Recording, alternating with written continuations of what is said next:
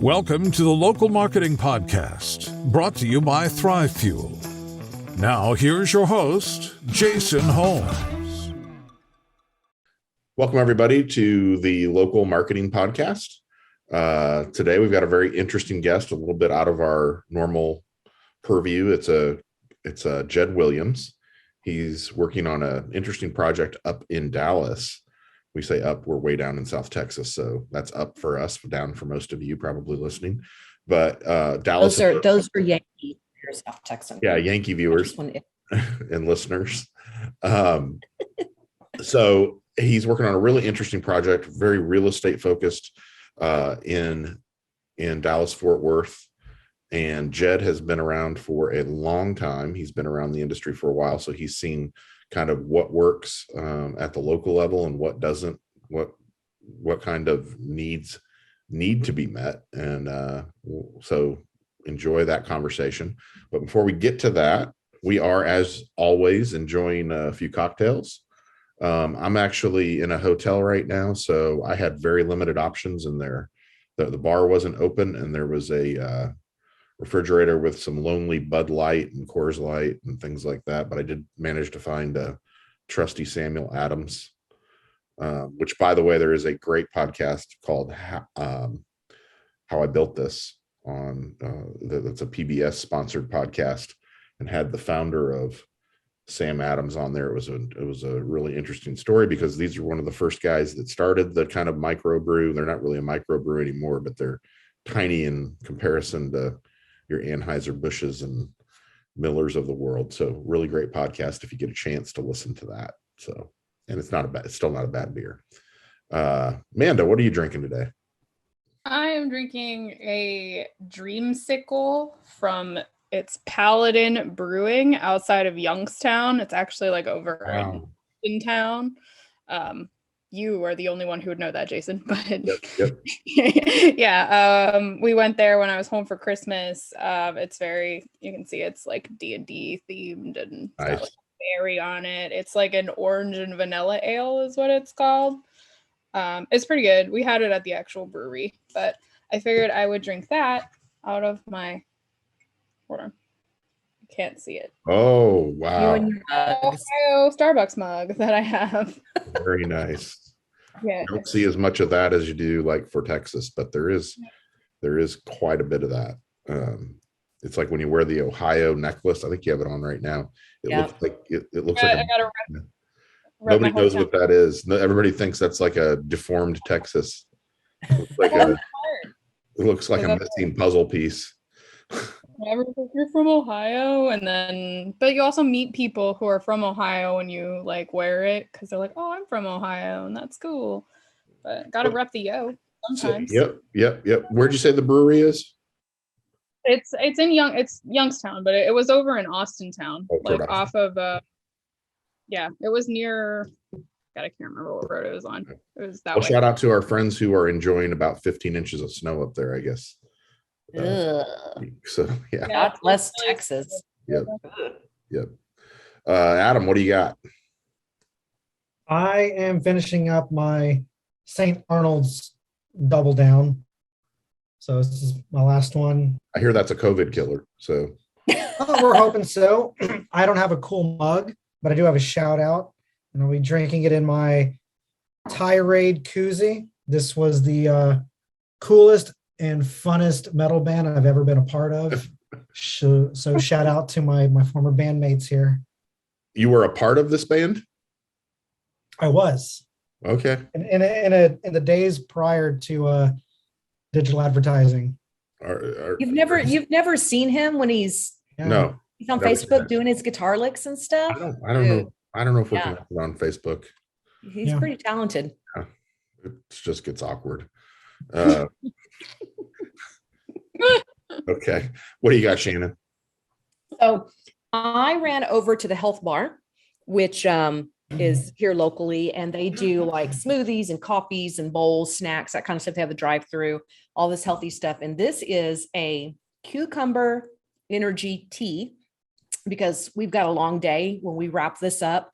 We've got kind of a local community shindig that we're doing downtown. So I needed the extra 300 grams of caffeine. And I'm just saying this would go really good with vodka in it. But there isn't any right now. There may or may not be vodka in this right now. Okay. And if not now, there may or may not be vodka in it later. Okay, gotcha. So is it really 350 grams of caffeine, or is it you just make? Well, it's 100. I think she said it was 150 grams of caffeine per serving, and I got a double serving. That's a lot of caffeine. So I think that's what she said. If I'm wrong, sorry. They have it all on their website. we'll know if you start jitter. Yeah, I start like itching, getting a tick or something. Yeah. It's not the webcam, it's you. Yeah, exactly. So, all right. Well, everybody enjoy the interview, and we'll be back to talk about it in just a moment. Okay. Today I have with me Jed Williams. He's the co-founder, chief revenue officer for this new company out in Dallas called Check Out DFW. But he's done a lot of things in local media. Jed, why don't you tell me what's going on in Dallas with you these days? Sure. Yeah. No, it's good to talk to you. It's been a while. Good to catch up. And coming on. Yeah, you bet. My pleasure. And it has. We both had really interesting journeys in and around local media and community media. And mine certainly has been interesting over the past decade or so. You know, my good friend and my business partner, David Arkin, and I, a lot of people may know David. You know, he's led content in many places across the country. He's a brilliant content and audience guy. He and I know each other a long time. We're both media entrepreneurs at heart. We love building things. We love building products and content that audiences love and hopefully will use. And that advertisers and businesses can get behind and that helps them grow. And so that's kind of a general statement, but we've been talking about ideas for a long time. And we really kind of felt like we had an idea that was promising, that we were passionate about, that is entrepreneurial for us, but is also personal to us in many ways, which I can talk about with Check Out DFW. And, you know, we just have a shared passion and alignment for what we want to do. And yet a complementary set of skills. We're different people. We have different talents. And when you bring that mix together, we thought, look, this is the time. Let's stop asking why. Let's start asking why not. Let's go build something. And so that's Check Out DFW. You know, we've been live for a little over 2 months. Mm-hmm. We've been working on the site and the digital platforms for obviously much longer than that, though our speed to market has been fast. But we've been live 2 months in Dallas, Fort Worth. We're really focused in several booming, growing North Texas, North Dallas suburbs like Frisco and McKinney and Prosper, Salina, and a few others. Mm-hmm. And we've still got a lot of work to do here to grow in those communities. And then we'll see where it can make sense for us to continue to expand. Very cool. So what is Check Out DFW at its heart? What is the site now? Yeah. What's it going to be? Yep. So at its heart, you know, if I had 30 seconds on an elevator, I'd give you one answer. And if we had 5 minutes and we were going to the top of the Sears Tower, maybe I'd give you a different answer. But let's pretend it's a 5-story building. We're going up here. Okay. So we're a B2C site. We serve everyday consumers, but we also serve the business community, and specifically within that, real estate pros in the real estate community. We are creating original content, no surprise as a media company, that is helpful real estate content and moving content. It is trusted local recommendations content and expert advice content. And we can dive into each of those individually, but that's our content at its heart. And that content is meant to serve everyday consumers, whether they are thinking about moving to North Texas, whether they're moving across the metro or they're moving across the state or they're moving across the country from California or New York or wherever. We want this content to serve people if they're considering a move, if they're in the process of making a move, Jason, and they're setting up their lives and going, what do I do in this place? What do I do for my kids, schools, businesses, home services, you name it. But then also for people that have lived in these communities for a while, these communities are dynamic and changing. These people's lives are dynamic and changing. How are we consistently helpful to them with community resources, utilities, things to do, expert recommendations, et cetera? So we're not first off, we're digital only products. We're not a newspaper or a magazine or a TV station or anything like that. But we're also not trying to do all of those jobs. And that's no slight to them, but we don't cover City Hall. We don't cover the Dallas Cowboys. We don't cover crime. We cover moving, housing, relocation, real estate, community recommendations, things to do, utilities and resources. That's really what we're focused on in these growing communities. That's awesome. So once someone makes the move to that given suburb or whatever, is there what's the use of the site after that? What's the Sure. Yeah. And actually we find that, it's interesting because when I talked about that customer journey, if somebody's thinking about moving, they're in the process of moving, and now they've moved and they're there and they've been in McKinney or Frisco or Allen or whatever for a month, or they've been there for 10 years, we see tons of use cases around it. And those can be a couple of different things. It can be the community around them is changing. There's so much new development. And that new development, I mean, these are literally on most lists among the top 10 to 25 fastest growing communities in the country. And there's like 5 of them in North Texas. Like that's how fast this area is growing. And so there's tons of new development. There's tons of new neighborhoods popping up, subdivisions, master plan communities, et cetera. So for people that may be going, I just want to understand what that is. What does that mean to me? What does that mean to my taxes? What does that mean to school rezoning? But also, like, should I be looking at that neighborhood for some reason? Because now I have a kid, or, now I don't have a kid, or whatever it might be, right? That's interesting to people that live there. Obviously, the community not only changes in terms of development, it changes in terms of new business openings and closings, unique businesses that are opening, activities for kids, whether it's camps or it's youth sports or whatever it might be, new schools popping up, school rezoning, and then with homes, tons of home services, tons of home design trends. The real estate content is still really relevant. It's just a different type of real estate content. It's not, oh, here's the type of home you might buy in McKinney. It's here are home design trends we're seeing in neighborhoods like in McKinney or Frisco. Or if you were going to put in a pool or redo your kitchen, here's what you might do. Or how do you maximize the value of your home if you're ever going to sell it? Or, of course, like great home services providers. And that's where a lot of the local recommendations content comes in. So I kind of blabbed on and on, but those are all areas where if you've been in an area for 5 years, your life isn't static, and that community is not static around you, particularly these communities. And these are areas where we can provide content that is consistently helpful. Yeah. Well, I mean, you're right. I mean, it seems like all over Texas, the migration is there. The migration is happening to here, right? So whether it's Austin or Dallas or Corpus Christi, where I'm at, it seems like we're growing by thousands almost every single day. Yeah, and I'll give you two nuggets on that. So one, kind of to your point earlier about what could Check Out DFW look like 6 or 12 months from now. And I don't have any big secrets to share. We don't know yet. We're early days, but obviously we think about this as a product that can extend beyond just DFW. First off, it can go deeper in DFW, but it also, we think, can really work for any growth market. And to your point exactly, there are more growth markets in Texas than really anywhere in the country. And so, David and I got together ahead of holidays and just did some planning for a year ahead and did some, just some kind of basic mapping and looked at all these different markets across Texas and went like, oh my gosh, there's so much opportunity.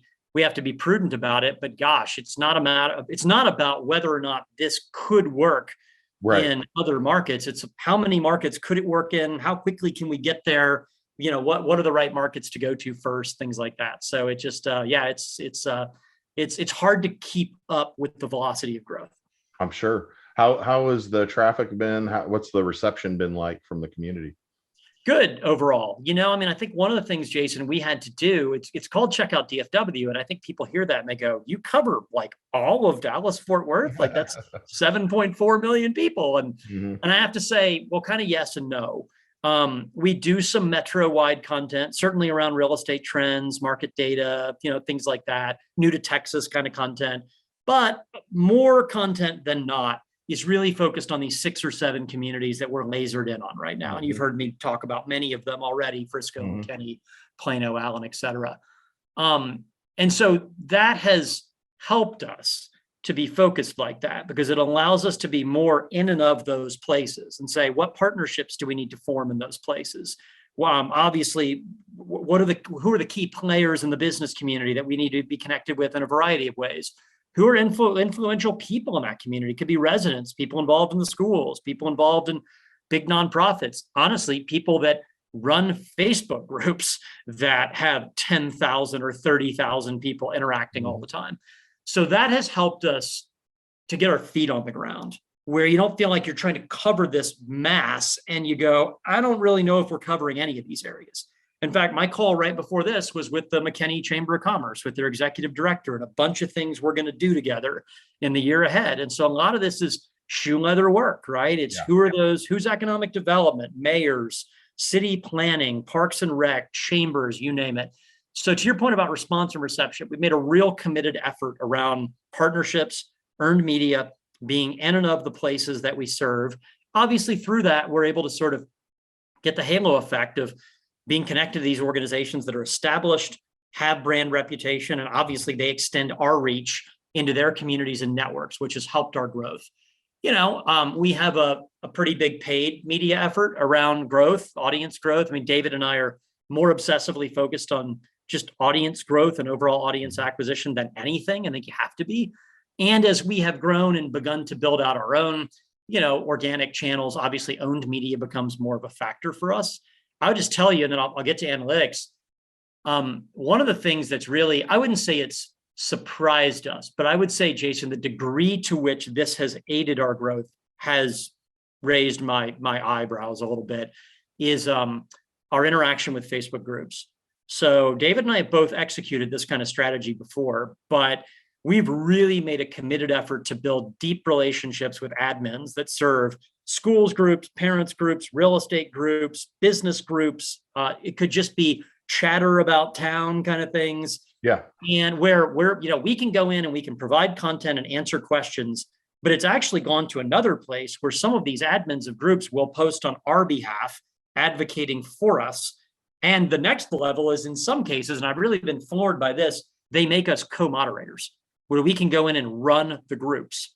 Right. And that's a pretty big thing for us, being 2 months old, to be able to sort of have our hands at the controls of a group of 10,000, dedicated, involved local people. So that's really helped our growth. And the month over month story, and I just was crunching these numbers the end of the holidays, is we're up 118% month over month in unique users. We're up 275% month over month in page views. And I'm happy with those. David and I are happy. We're ambitious. We got big standards, so we should be growing, and we are. I would tell you that one of the numbers that jumps out to me that I'm pleased about is every user that comes to our site reads 4 pages per session on average. And that's way above anything I've experienced. That way over indexes the industry. And that's consistent with what we hoped, which is we can build a product that's habit forming, and where people get there and there's a user experience and there's a quality of content, and they go, you helped me find the thing I wanted, and now I'm willing to stick around and read some more of it. That's great. What about you've got so much real estate content. Yeah. And realtors are a mixed bag, obviously, realtors and brokers. What's the relationship been like there with your local real estate community? I'll use this term. What's the right way to put it? I'll use this term in every way that it means. Dynamic. Okay. Good overall, really good overall. The reception has been great. Realtors are interested in what we're doing. And in fact, and I feel good about this, a lot of the initial work that we did, market evaluation work that we did, and just kind of learning and, just research to understand what this product can and should be, came out of conversations with businesses and specifically with the real estate community. I mean, I'll give you an example real quickly, and then I'll use this to drive forward to, what we're hearing from them, how we're working with them, et cetera. I remember David and I had coffee over the summer with a realtor who's the head of sales for a major brokerage up here. Mm-hmm. And she's somebody that's from Dallas. I mean, she knows Dallas-Fort Worth. It's her job, and she's lived her whole life. She's 40 years old and very successful at what she does. And we sat down with her and we said, and she said this to us, but we knew it. Like, your job is to be an expert for your clients when you're a realtor, and not just when it comes to real estate, everything: schools, kids' activities, businesses, crime. Is the neighborhood safe? How's it growing? Cost of, you name it. Like, your job is to be the expert, and people make decisions based on, are you consistently interesting, valuable, and present in their lives? So we asked her, we said, well, that's your job and you're good at your job. So I would expect that you just know exactly where to go to get that information, and you just got it at the snap of your fingers. And she said, no, it's actually very hard. I'm hanging out in Facebook groups. I'm trying to figure out if Nextdoor can help me. I'm kind of using the newspaper. I'm kind of using the magazine. I'm, talking to friends at soccer games on Saturday morning. And if she was able to get information, it was hard. It was this like Rubik's Cube to put together. And some of the content just really didn't exist the way she needed it. And that was an aha for us, truly, Jason, because we said, you know what, this is where we want to go with this product and this content. Some of it exists, some of it doesn't. We're going to do all of it. And we're going to get it, pardon the pun, but we use it intentionally. We're going to get it under one roof. But we're then also going to go out to different community groups, like I've talked about, we're going to get there. And so when we built that and we tell that story to other realtors and brokerages and real estate pros, I think it really resonates with them. They're competitive. I get a lot of questions about, well, if John's on your site, and Bob's on your site, I don't know if Tim wants to be, you get all that kind of stuff, and you kind of have to, you get it in advertising in general, you got to talk them down a little bit. But I think one thing that's interesting, one big learning, I think it's a major opportunity for us that we're already starting to seize upon is, sure, there are unique opportunities for realtors and real estate pros to advertise with us, to sponsor, to be on the site. But really, and you know this well, they have a content challenge often. They're typically good marketers and they're great salespeople, good ones. But their job is to go sell that home and show 6 homes and stage that next home and put signs in the ground and all that stuff. And they either know what content they want to produce and they don't have the time to do it, or they know they need content, but they don't know where to begin. And we're a content business, and I'm very open about it. At the beginning and the end of the day, we will win or lose as a company on the quality of our content. And when they start to understand the content we have, it unlocks worlds for us where they either go, okay, great, I want to be aligned with that, your content, sponsored, et cetera, or, hey, I want you to create that kind of content for me. And that's not groundbreaking. You and I both know sponsored and branded content, but there's a trust there when they go, wait a minute, you could create that kind of content that I already use with my clients for me. Okay. And then the next level that's interesting is some of them have said to me, look, this idea, Jed, of you doing branded content, original content for me is interesting, but in the short term, what I want your content. Right. Your content is actually what I want. I just want it packaged in ways that I can use turnkey that are specific to my preferences. So we've actually started to build out a kind of lightweight content licensing revenue line that, frankly, I hadn't thought of 3 months ago, but it comes out of the needs that have been expressed to us by realtors. That's very interesting. Just looking at the site, you've got, looks like you've got quite a bit of ad support already. Yeah. And then you've got at the bottom of the page, you've got your partners, which looks like mainly realtors. Is that an editorial feature? Is that a paid feature? How are you? Yeah, the partners are a mix. Like some of those partners are also paying advertisers, but we list them as partners because we also do things with them that are organic. You don't have to be a paying client to be a partner. We've got lots of people at the bottom of the homepage, for instance, that are co-creating content with us or doing recommendations, or we're writing profiles on their buyers and sellers, things like that. And those either are purely organic relationships, or maybe they're freemium relationships where you start at a certain level and we'll do things for free, and then we'll grow into some premium options. So that's how we think about those partners there. But yeah, we've got a good presence of advertisers and marketing partners on the site. They are predominantly realtors today, but it's interesting. That's changing in a good way quickly for us. It's kind of like, I kind of mirror these together with our audience. You've got some kind of fast emerging traffic sources for us that didn't exist 6 weeks ago, 8 weeks ago. And it's creating a more balanced pie of how people are getting to us and reading our content. And then on the business side, we really are diversifying the categories that we're in, because there's a lot of real estate content, moving content, but there's also a lot of things to do and community recommendations and schools and that stuff. And by the way, just because there's real estate content doesn't mean it only appeals to realtors. There are all kinds of businesses that want to be connected to growth, that want to be connected to, that want to be talking to people that are new to town or looking for new services in town. So, I had a call with a builder earlier today. I have meetings with an economic development group in the days ahead, financial services provider, a retailer, and more. And so we're pleased overall with the partner traction. We were at first revenue well before we ever launched, which I don't take lightly. I think it's a hard thing to do, and we're proud of it. And now we're trying to accelerate that quickly. And it's always that challenge of like, we can accelerate by deepening our work in the real estate community, or we can accelerate by expanding and broadening who we can reach and build partnerships with. And we're really trying to smartly, frankly, do both of those concurrently. It's really cool. So is it excuse me, is it an app as well as a website? Do you have an app for the product so far? Not yet. We'll get there. Would really like to have one. I think a matter of time before we do. I think it's as simple as we just had to make some bets. Mm-hmm. And so we started with a web-based experience. We have a 3 times a week email newsletter. We'll expand our email products as well. I think in the not too distant future, you'll see city-specific email newsletters coming soon. Mm-hmm. Obviously, heavy in every social channel that matters, heavy in all the Facebook groups out in the communities that we've talked about.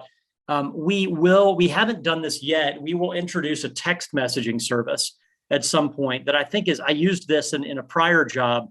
I used Subtext, and it's a pretty interesting vehicle to allow people to communicate kind of one to many, but it feels like it's one to one. And I think there's some interesting things we can do for readers with us, but also for readers with real estate experts or community experts or, businesses or things like that. Mm-hmm. So we will introduce that. And I think as we do that, Jason, it's not obviously the same as having an app, but it'll have a little bit of an app kind of feel to it, a little bit more personalized that way. And then in time, obviously our goal is to have an app, but I think to figure out what's the relationship between the web experience and the app, and what does the app do that's unique, and why should somebody use the app versus just coming to the site? I think before I ever go build new product or invest in something, I always think about like, do I have it's like raising money. Oh, you want to go raise money? What am I going to use that money for? If I don't have a good answer to that, I shouldn't be raising money. If I don't have a good answer for you today as to like, what would you use an app for that's special? I probably shouldn't build that app until I have a better answer. Yeah, because if the community downloads the app and it doesn't do anything different than the website, they're really probably never going to launch it again. It's something like 60% or 80% of the apps on your phone you don't use anyway. Yeah. I mean, you're right. All we have to do is think about our own personal habits. Mm-hmm. I mean, I'm clearing apps off of my phone every month because they're sitting on there and they've been dormant for 6 months. And exactly as you said, if I didn't use them last week, there's no way I'm using them if I haven't used them in 6 months. That's exactly right. Yeah. So it's you and David Arkin, you're the founders. Any other, is that the whole team? What do you, because the site, I'm looking through it, it's robust. It looks like something that if you're going to try and build this, and it's just a couple of guys, you're probably not getting much sleep right now. See these bags? Yeah. No, it's we're the only full-timers. So we are Check Out DFW. We've self-funded this, but David has built a good network of contractors and freelancers.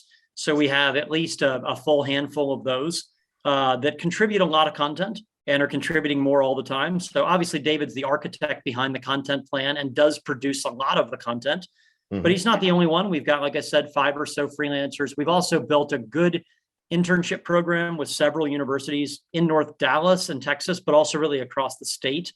And that's been helpful, of course, but I think also, as we've connected with younger kids, 20 and 21-year-old, they're pretty excited about a product like this. They don't see it in their town or their school. Sure. And we're able to really give them some on the ground, like, hey, this isn't what they teach in J school about the old inverted pyramid. Like, we're going out and like, we're nimble and fast and we're learning as we go, and we're going to serve communities where they are and residents where they are. So we built out that team that way. We've got a fair amount. We've got some content partnerships where we're running some content from partners. And we've also got, realtors and other community experts that are contributing content. Now we curate that. Often we'll add a layer of expertise or context, but we're getting a fair amount of contributed content from our expert network. And so that not only helps to lessen the burden on David, it helps to create more variety, in the voices on the site. From a revenue perspective, it's me. We're actually in the process of hiring an inside seller right now. It'll be a part-time role, but a contractor, extremely flexible, somebody that can work 20 hours or work 40 hours, whatever they want. They can work from anywhere. I don't care. So if anybody knows anyone, reach out, because that'll be I will focus on kind of working on our overall business and growing our overall business and on big strategic relationships. And we need an inside set. To your point about realtors being dynamic, there are 35,000 people with a real estate license in Dallas-Fort Worth. Wow. 35,000. I'm talking to about 100 of them right now. An inside seller, or really an army, but we'll start with one. We need that kind of resource to start unlocking more of the market for us. Wow. I mean, and just thinking, what's going on here with real estate, everybody wants the listings. The listings are the key right now, because we're in this seller's market. 35,000 licensed realtors all going after, a few dozen probably new listings every week. And then so many people migrating in. I mean, you've got a great opportunity there with that community. I mean, you think media is dog eat dog. Try being one of those 35,000 trying to get a listing this week. Can't imagine it, because there are so few. Well, you've done a lot in media before this. I mean, I'm going to back up a little bit. You'd worked in the software space. You worked for local media association. Yeah. Tell me about how you got started in this industry, what led you to this point, and where you see things going. Yeah, my whole career has been in and around and of media. I'm passionate about media. I always have been. When I first got out of college, I went to the University of Virginia. A lot of people may not know this. When I got out of college, I was a radio broadcaster for 4 years. I actually started my career in content. I was never a news reporter or anything like that, but I was in content, and that was always my first love. That's what got me into media. I went back and I did my MBA. I did my graduate work at UNC Chapel Hill. I'm not going to give everybody the whole, boy in a dream 20-minute story here, but I went back to UNC Chapel Hill a long time ago, and I did my my master's in media entrepreneurship and digital media economics. So I did a very specialized graduate degree that was really around, it was business, but it was really like how to be an entrepreneur and how to be an entrepreneur in a disrupting and disrupted media environment. And that has springboarded my whole career for the last 15 years, really. And so since then, I've done a lot of different things, as you talked about. I've worked in consulting, I've worked in research, I've worked for 2 venture-backed growth stage technology companies that worked in and around media, but also in advertising and marketing and things like that.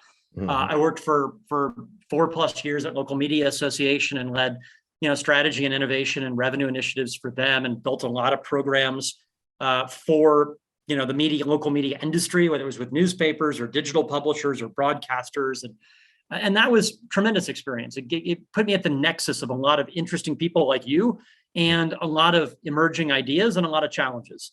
And, I took a lot of those. I think it also shaped me, Jason, to go, I've done a lot of things in my career to that point that were entrepreneurial, where I was working at existing organizations and I was building new products and teams and stuff like that.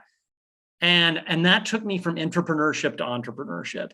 And I think that you kind of ask, where am I today and where am I going? Where are David and I going? Where's media going?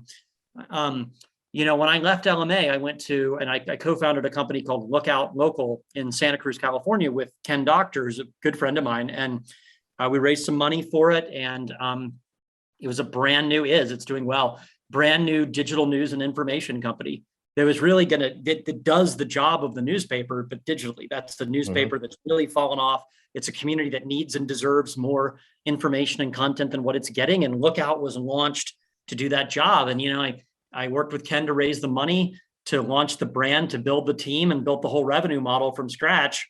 A lot of that with COVID and the pandemic as a backdrop. And so that was, that's pure entrepreneurship, going and doing that. And while difficult and challenging, it was exhilarating for me. And I can tell you, without sounding like we're doing a therapy session here, like I knew, though, in doing that, I was like, this is who I am. Like, this is how I self-identify as an entrepreneur. And so Check Out DFW is really kind of the next extension or manifestation of that. It's pure entrepreneurship. It's building something from scratch, with a vision and a plan to solve problems for people and serve audiences and businesses. And we'll see where we can take it. We'll see how fast we can grow it. We're self-funded now. We'll see if we want to bring on more capital or not. But I don't.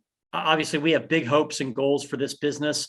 Who knows where we are 3 years, 5 years from now? But for me, what I know about myself is that entrepreneurship is my passion, and I will always do that. In fact, I now teach graduate level entrepreneurship class at UNC where I did my graduate work, which is a fun thing to be able to go back and say, to pay it forward to emerging entrepreneurs, but to also say, hey guys, I'm not teaching this to you just from a textbook. Like I'm living this as we go. So you're not just going to hear like some guy with his, bad jacket and patches, smoking a pipe and preaching. And you're also not going to have some guy who just goes like, oh, I've already done it. You know what I mean? Like I'm actually going through that process with them. And I think there's a certain empathy and relatability when they're like, yeah, that guy, like he knows the material, but he's not perfect. And he's willing to talk about the lessons, good and bad, that you learn along the way. That's awesome.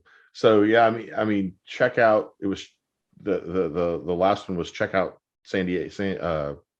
No, it's Lookout Santa Cruz. Lookout. Okay. Yeah. Okay. So somebody goes to either Lookout Santa Cruz or Lookout Local, either one of those domains, they'll hit that site. Yeah. And that was more of a general news. I mean, you didn't cover everything, but it doing the job of the newspaper, as you said, but really, covering traditional journalism. This is completely different. Why not the same thing in DFW? What do you see that's different? Yeah, I mean, it's a good question. I mean, first off, I think the market is very different. Dallas-Fort Worth is just enormously bigger than Santa Cruz. Santa Cruz County is 300,000 people. There are 300,000 people in each of the small suburbs we're covering here, right? There's 7.5 million people here. So the market dynamics are very different. What would it take to be a primary news source in Dallas-Fort Worth? I have a hard time just casually here wrapping my brain around what it would take to do that full job. Are we the ones to do it better than the Morning News and the Star Telegram and Community Impact and all the other smaller weekly and daily newspapers and all the magazine? And there's a ton of media here. And so I think some of it is like, I don't think we can do that job that way. And frankly, that's also not the job we wanted to do. So I think that the best answer I can give you is David and I really wanted to build a focused product where we could say, look, we have really clear direction and vision on here are the types of people we want to reach, and here are the jobs we want to do for them. So that jobs to be done mentality really plays here.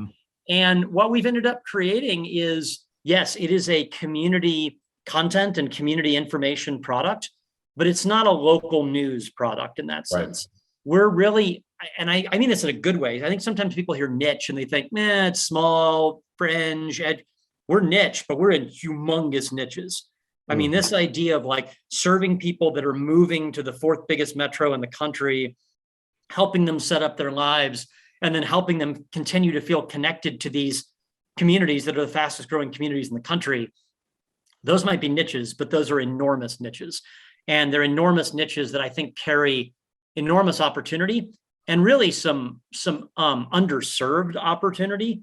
Like what I was telling you earlier about that anecdote from that realtor of like, some of this stuff's out there, but not the way we're doing it and not cleanly. And I think you just put it all together, and we just kind of said, like, we're not trying to create another newspaper. We're not trying to do that job. What jobs are we trying to do?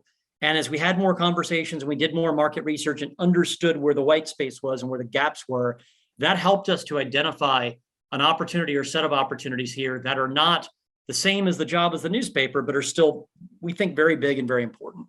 Right. Yeah. No, that's great. Your experience with Lookout Santa Cruz, that where you were more general. Yeah. Did you find that at that time that the local business community was willing to support a site like that? Or was it more reader support, or where's the revenue model coming from? Because whatever at the end of the day, a lot of people at least want to believe that journalism at the local level can be solved. You've been trying to solve that. Yeah. I tried to solve some of those problems for local media companies for a while. Yeah. I gave up and said, you know what, that's not my place. I'm going to go do something else, build something else that is a business, but doesn't fix that. Right. Where do you think that's headed? Well, it's interesting just to compare and contrast Lookout and Check Out DFW for a second. They are not only very different in terms of the cities and the markets they're in and the products, but the business models are quite different, actually. When I built Lookout, it's really kind of a three-headed monster. There are three big legs to that stool. There's marketing partnerships and advertising and sponsorship that is principally sponsored content and branded content with them, and a few other associated revenue streams. There's a big membership focus there. So it's not called subscription, it's called membership. And it's, it's a gated site where you can get a certain amount of access, but then at some point you have to pay to get full access, which is, nothing new. We see that with newspapers and magazines and all kinds of publishers today.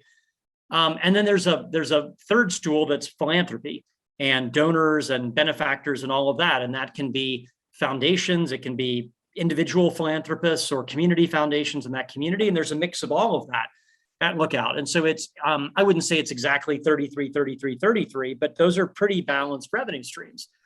David and I have built a product here where, do I think there are reader revenue possibilities down the road? Sure, maybe. And we've thought about those, but we're not there today.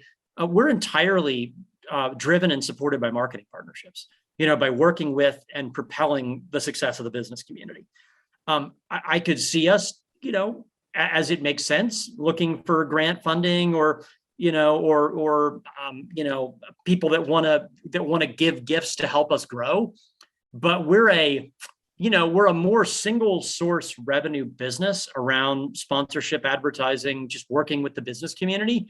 But what's interesting is how diverse that is becoming for us. It's kind of like what I was hinting at earlier with that content licensing discovery. We've got all of these different discoveries of, like we said, okay, our business is going to be supporting businesses. And we sort of thought initially, okay, well, that's branded content and that's targeted ads and that's sponsorship. And now there are a bunch of other revenue lines and revenue possibilities that are springing up. And so I feel good about that. I feel like we've got enough variety in just that one revenue stream, and it continues to diversify that can carry us forward. I in terms of like the industry, and you'd think, God, doesn't he have an answer to this by now? I mean, we've been working on this problem forever. And the answer is, I don't have one answer. I don't think there's one answer. I do not think there's a silver bullet. I think if there was a silver bullet, there are enough smart, dedicated people in local media, they would go, that's the silver bullet. I'm firing that bullet. Absolutely. Do I think there are some winners, some revenue streams and strategies that are winners? Yeah, overall, I think branded content, sponsored content is a winner. I think smart, efficient agency services can be a winner. Subscription and membership, I think the jury is still out. I think it can work really well for particular niches. Yeah. And you see that in things like, not in local, you see that in things like financial services, whether it's The Economist or the Wall Street Journal or, things like that. You see it in, you see it in sports, you see it in B2B a lot, right? Trade publications where somebody says, I have to have that to do my job better. And and a lot of times they got a corporate credit card and they'll slap that thing down and they got to have it. Yeah. I think membership and subscription can work, but I don't think it's going to work for everyone. I don't think it's going to work the same way for everyone. And I think that, unfortunately, I don't know. I don't have a universal answer of like, is it going to work for a local newspaper or not? And to what degree? So I think ultimately the revenue mix and the picture and the path forward differs by the type of company, the audience they serve, the kind of content they can excel at. But for most local media companies that are trying, the difference between Check Out DFW, among many things, and most kind of traditional local media companies is what you talked about, with a traditional media company doing that full job of covering the whole community. Yeah. And with that comes the need to support a full, robust newsroom of producers and editors and everything else. And it ain't cheap. And I learned it again at Lookout when we built that. We built the largest newsroom in Santa Cruz County from day one. And, talk about feeling revenue pressure, like, oh my gosh, this is important work, but all these people, we're paying them well to live in California. Like we have to figure out how to push that rock up the hill. And so I just say all that to say, I do not think there's one linear path. I think that local media companies are all going to have to ask themselves, what can we be uniquely great at? What defines that?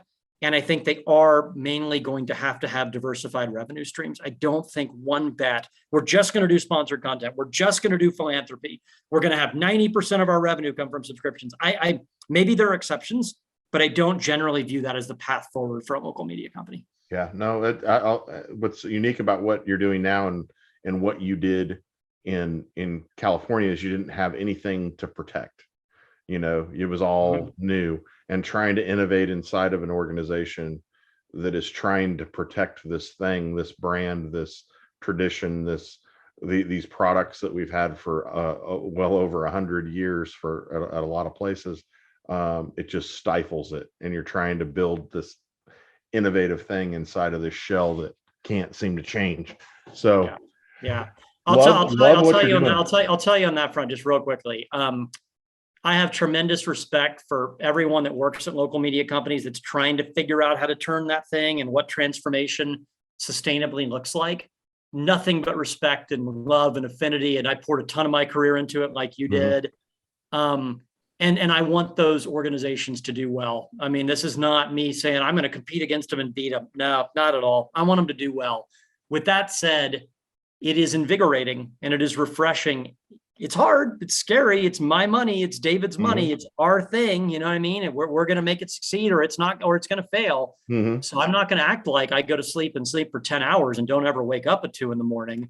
Yeah. But there is something consistently invigorating about saying we're not protecting anything. We can move fast. It's our ideas. If we like something, we can go. Yeah, we can go chase that thing. Yeah. You can do it fast. And one of the things I noticed is you built it on a content management system that's out there.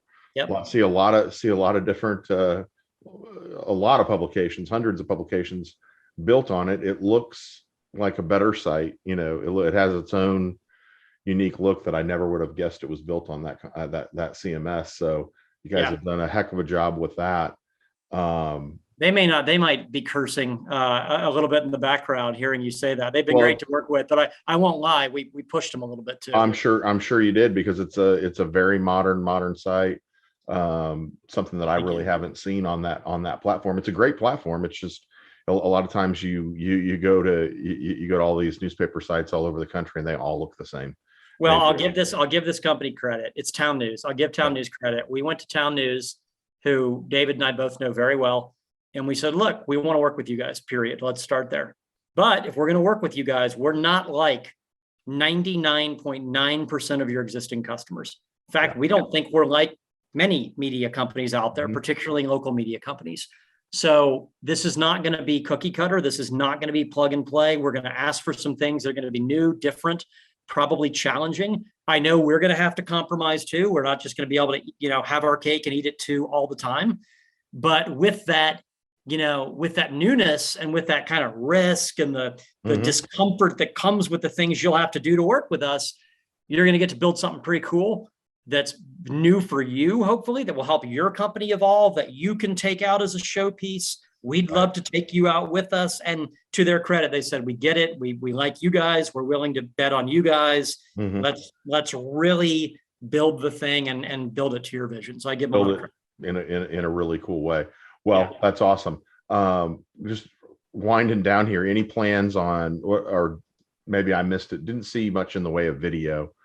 Plans on video programming, anything like that? Where are you headed, or is that a top secret part of the growth plan? Yeah, and there's really no secrets with me, not many. I feel like at this point, I remember a guy, quick side note, that one of my favorite media entrepreneurs is a guy named Sean Griffey. He's the co-founder of Industry Dive. It's a great B2B set of digital verticals and publications. And I remember taking an LMA innovation mission group to meet with Sean many years ago.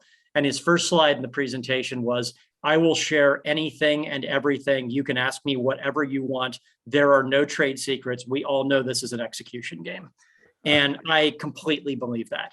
David and I think we have some interesting ideas? Absolutely. But there are tons of people that have interesting ideas and cannot execute. This is about executing and following through and all those things. On video, clearly we have an ambition to do more of that. You'll see more of it. You'll see more of it in our day-to-day editorial content, hopefully soon, in some different ways. We're lean and mean, and we don't have a video production house. And so we have to think through how to do that. But I'll actually tell you where we're starting to do a little bit more of it, is we're starting to do a little bit more of it already with our real estate partners. They crave video. They crave content, but they crave video. And again, we're not a full production house. So there's some things we can't do for them. So we're actually probably looking at the idea of some partners that can help us do some things for them. But there's some lightweight things we've done in video, even with like social video, with doing Facebook Lives and Instagram stories and stuff like that with realtors, where we can say, look, you want to do video, you don't have a ton of budget and you don't have any time for this and you don't have any capability. We can get you going and provide you a lightweight video solution that's also engaging, because it's you talking about stuff that matters to you, that serves the community. We know what that is based on the content we create and working with you and our analytics. And let's create some kind of simple, lightweight, conversational video. It's easily socialed. People really gravitate to it. That's actually pushed us, Jason, to do more video. You'll see that on the site with some of our realtors and some of our experts. And it also gives them, again, it gives them video assets that they can go out and market. So actually, a lot of our video growth has started with our business partners right now, and it'll expand and evolve into more of our editorial product. No, that makes a lot of sense. Awesome. Well, I mean, you said you're self-funded. I guess Mark Cuban hasn't called. You're right in his backyard. Oh, that's the call I missed when I was doing this podcast with you. Jeez, man, I've been waiting for it for 2 months. So that's, maybe taking on investors at some point, but not yet. Congratulations on, getting this thing started and off the ground. And when you announced it, I mean, I went right to the site and was immediately impressed that you were so far along. So congrats to you and David on that. Well, I appreciate it. And I appreciate your support. And it's fun to talk about. It's fun to have people interested in our growth story. And look, like we love to talk about our growth story and our product. We also just love to talk about building and entrepreneurship and, how different ways media companies can do new and unique things in 2022. So it's always fun to have these kind of conversations. Great. Well, thanks a lot for being on the show. And hopefully we'll check in with you maybe 6 months or so down the road and see how it's going. Would love to do it. Thanks, Jason. All right. You're welcome. Talk soon. All right. I'm going to start with you this week, Amanda. I always seem to leave you to the last when we're talking about these. I want to hear, what you thought of that project and Jed and what's going on up there in DFW. Cool. I don't mind being last, but that's okay. My key takeaways were content quality over quantity. I've talked about that before. It's very important that your content is quality content and speaks to your audience over just having a lot of content, which he talked a little about with the realtors wanting his content and things like that. So I thought that was an important takeaway. And then problem solving. He talked about how he was talking to the realtors and he found the problem and then built the website based off of that, which anyone starting a business knows. It's you find the problem, you recognize a problem, you do the research and you find a solution and build upon that. But that also can apply to marketing, because within a business, you tend to have problems with your problem is I want to build more business or I need more revenue. So you need to identify your problem before you just throw dollars at something. You need to know what you want to do, and that comes with goal oriented. So I thought that was problem solving is a great takeaway from that interview. And then pivoting, he talked about how the realtors wanted more of his content and then pivoted and created more of a content where he leased it out or whatever. Sure. Or how he put it. Yeah. Leasing their content to realtors. You wouldn't think that would, I think that'd be hard to start with, but once they start asking for it, it makes it a lot easier, and then they appreciate it. Yeah. And so he built upon that. So it's another thing when you're running a business is recognizing moments when revenue opportunities and pivoting, like we talked about before with COVID and furniture stores having issues getting that. It kind of honed in on that, learning to pivot in your business so your business doesn't fail. And then another thing I thought was really important was paying attention to pay attention to your own personal habits. Like you said, instead of building an app, because he was we could have built an app, but who's going to use an app over a website, which is true. I mean, you use apps for games and stuff and other things, but if you want to read, you typically don't log on to a one-time use app or something like that. So right. I mean, so many apps, you just don't even use them on your phone. Yeah, they sit there or get deleted. But I piggybacking on that, it's important to pay attention to your own habits, when you're planning on marketing, or the habits of the people around you, your family members and who's in your general audience, because it's important to know what people are actually doing, like who actually pays attention to billboards, or who reads the newspaper, or who does this or who does that when you're making marketing decisions. So he had like, those are my key takeaways: quality, problem solving, pivoting, and paying attention. There's a theme there. And Yeah. it didn't sound cool. I tried to put one together. There's no like anagram I could think of. Yeah. No, I hear you. What did you think, Shannon? To me, it kind of felt like Jed is betting on the art of niching down. And I think a lot of local businesses, entrepreneurs can really take a page from his playbook where that's concerned. So I wanted to start with kind of the definition of a niche. I'm sure the majority of the people listening to this podcast know what that is, but just in case. So it's products, services, or even interests that are going to appeal to a smaller, more specialized section of the population, in your market.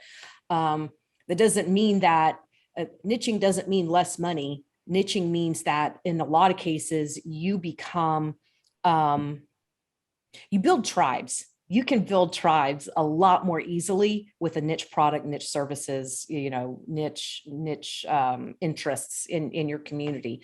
And that's where people end up advocating for you, referring people to you. You just become more important that way. And speaking of tribes, so Seth Godin says that you don't find customers for your products, you find products for your customers.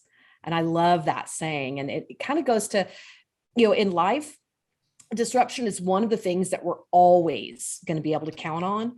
But the beauty of that is that disruption often can reveal new opportunities for entrepreneurs that are willing to listen to the local market and launch products and services that meet the needs and desires of people in their community.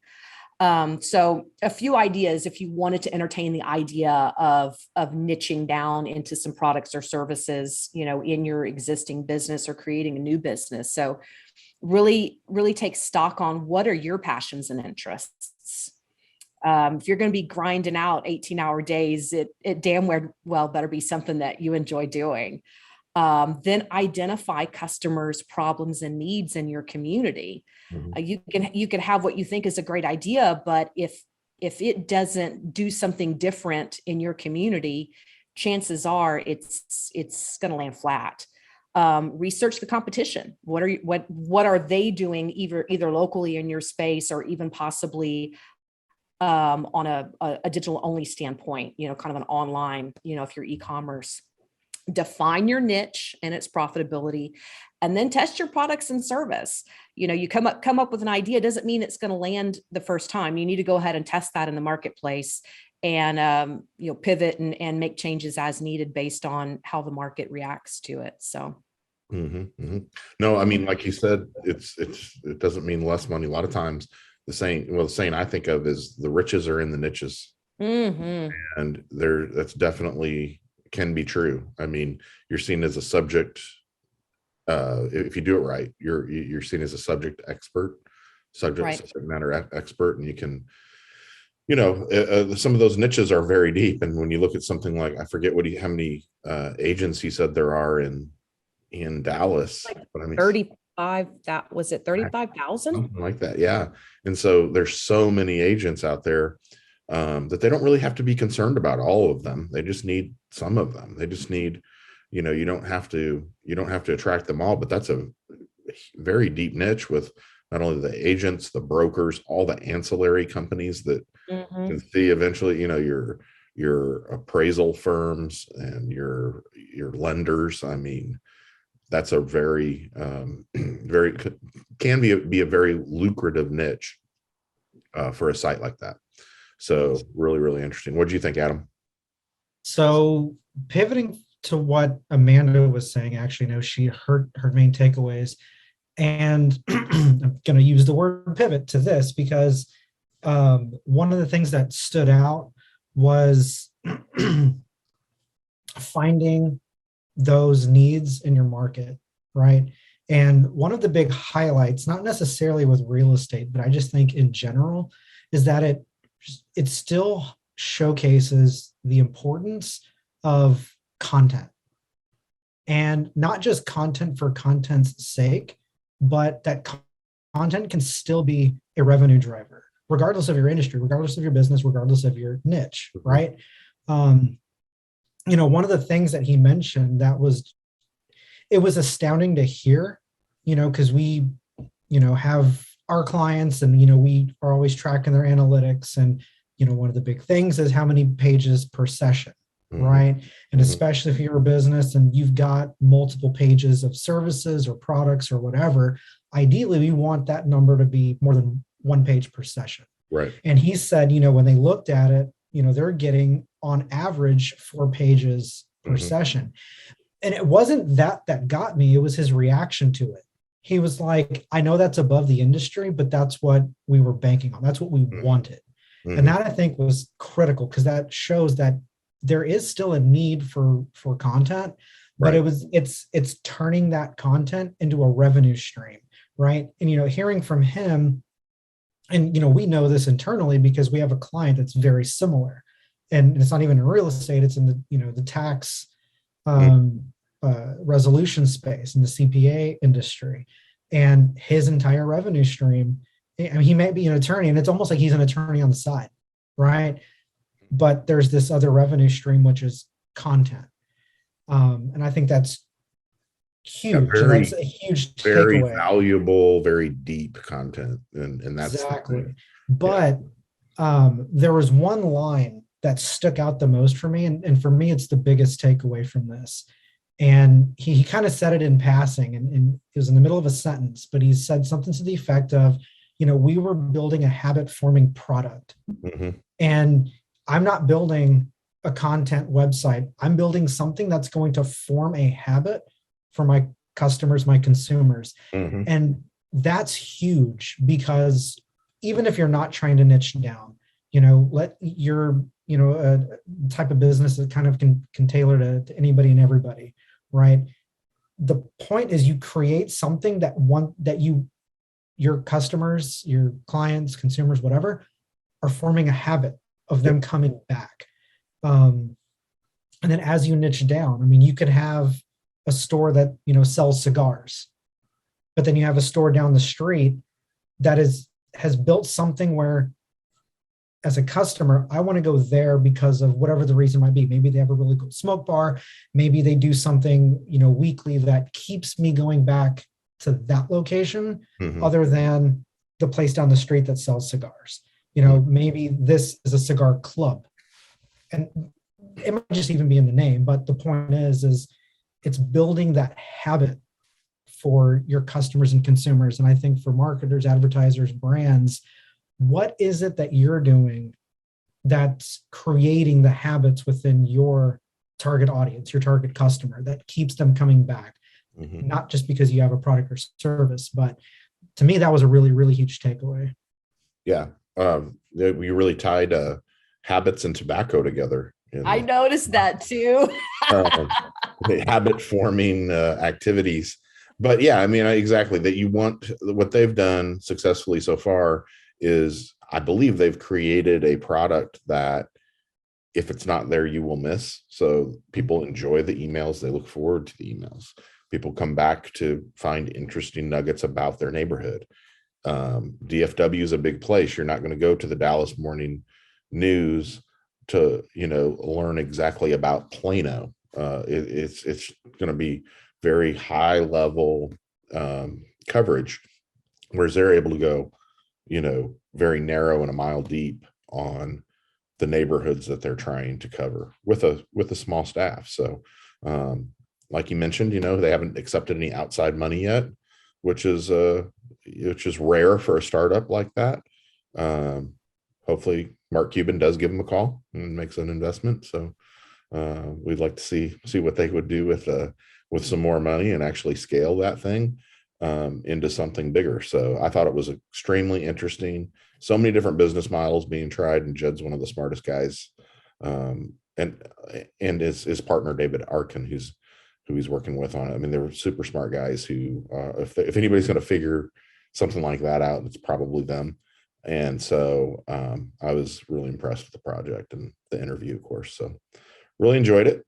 And yeah, that's really it. So thanks again, everybody. It's another great episode of the Local Marketing Podcast. We've got some new things. We have some things coming up over the next few weeks that'll be entertaining and interesting. So I hope you can all tune in, and we'll talk to you again next time.